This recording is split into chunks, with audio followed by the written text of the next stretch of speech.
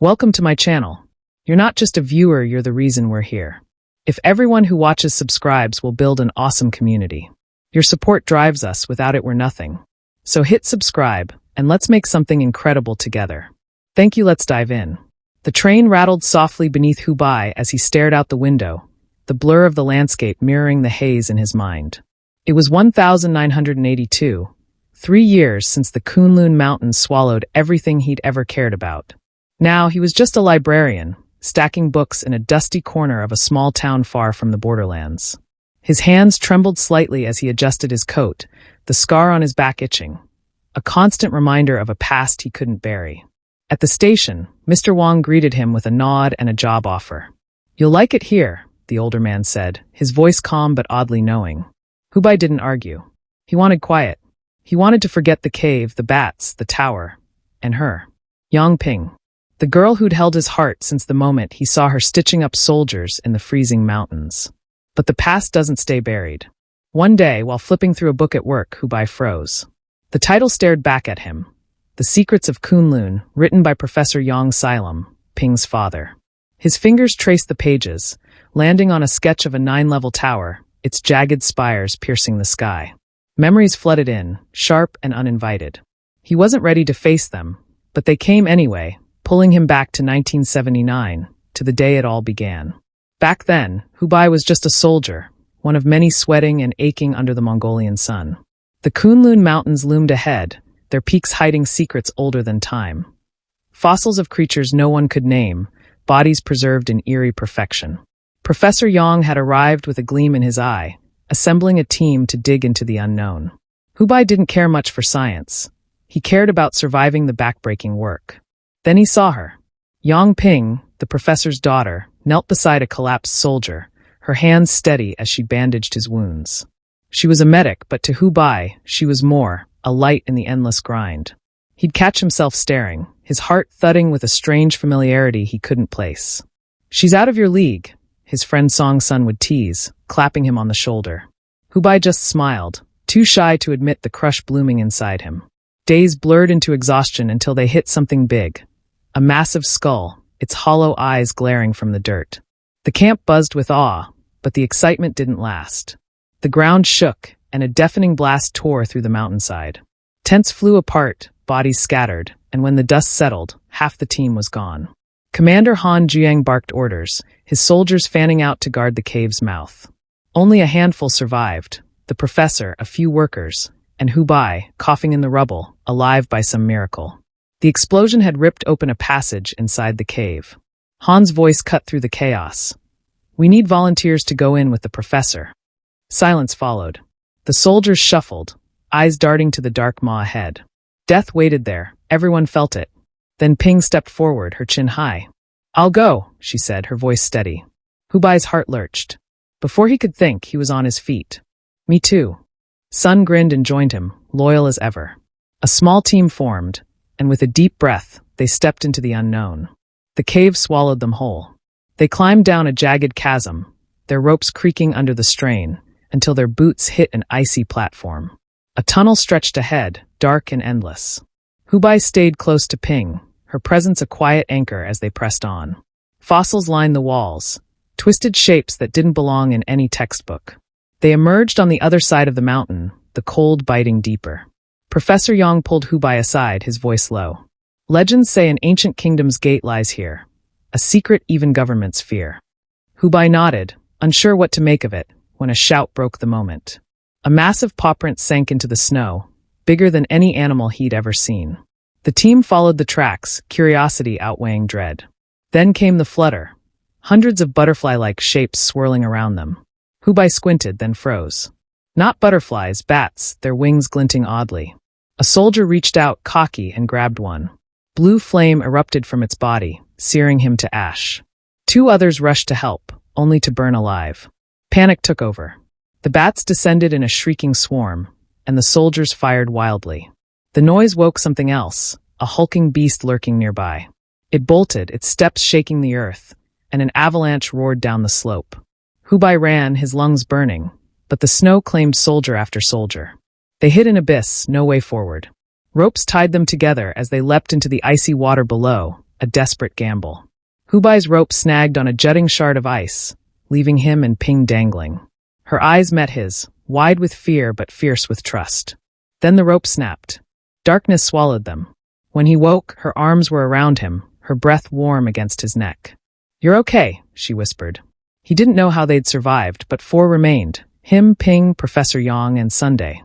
They scavenged what they could and pressed on, stumbling into a cavern dominated by a towering structure.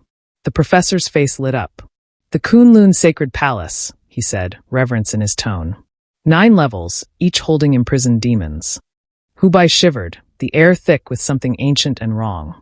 The professor knelt, lighting a candle. Its flame flared, and bats spiraled around the tower. He turned to Hubai and Ping. "Go inside," he urged, ignoring Sun's protests. Hand in hand, they stepped through the entrance. A blinding light shot from the top, and the cave hummed with unseen spirits. Sun lunged forward, snuffing out the candle. "You've opened the gates of hell," he shouted. Too late. The cavern buckled, rocks crashing down. Bats swarmed again, their screeches deafening. Sun threw himself at them, yelling for the others to run. Tears stung Hubai's eyes as his friend vanished under the onslaught. The 3 survivors fled, finding a ledge behind a waterfall. Bats pursued, relentless. Hubai swung a torch, but one struck him from behind, flame licking his back. Ping shoved him into the water, leaping after him with her father. Under the surface, he grabbed her hand, then lost it. A massive shape surged past, snatching her away. Hubai clawed his way to shore alone, his screams echoing off the rocks. Back at base, Commander Han patched him up. "You're the last one," he said grimly. "No Ping. No professor. Just bodies and silence." Hubai snapped the book shut, his chest tight. The professor had known about the tower all along. That light when he and Ping entered, it wasn't random. They were the keys, chosen for some ancient purpose. He rubbed his scar, the pain sharper now, as if the past were clawing its way out. Days later, it happened. Blue flames burst from his back in the library, books floating around him. Mr. Wang stepped in, unfazed, and waved a hand. Everything settled. "Your blood's tainted," he said. "Demon power from the bats. Use it and you'll damn yourself." Hubai gaped. "Who are you?" Wang's form shimmered, revealing a regal figure, Prince Yi, guardian of the Solon nation. "I sealed the tower centuries ago," he explained. "You're my successor.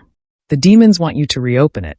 Before Hubai could process this, Commander Han arrived with news. A woman named Shirley, locked away for her strange powers, looked just like Ping. And Professor Yang was alive, hunting answers about the tower. Hubai resisted, but the pull of Ping, or whoever Shirley was, dragged him back into the fight. With his friend Kai Xian and a new team, Qingdong, Weiwei, Shirley, and others, Hubai trekked to Oil City, where giant beasts had raised everything. Shirley's eyes unsettled him.